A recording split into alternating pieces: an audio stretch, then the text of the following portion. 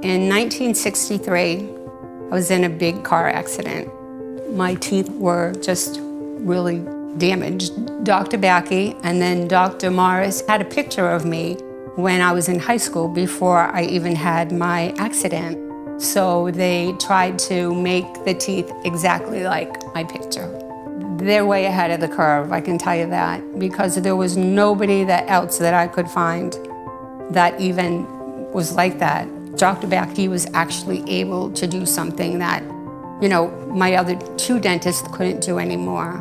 Well, that was 35 years that I had before I even went to see him. From the beginning to the end was less than a year and a half to the final results. I mean, they do everything in-house, so they took care of everything. They're really nice, a nice family, and I would definitely recommend them to anybody, and I have. Now, I don't have to really worry about smiling or if someone's gonna take a bad picture or whatever, because I don't care, because I'm happy the way I am.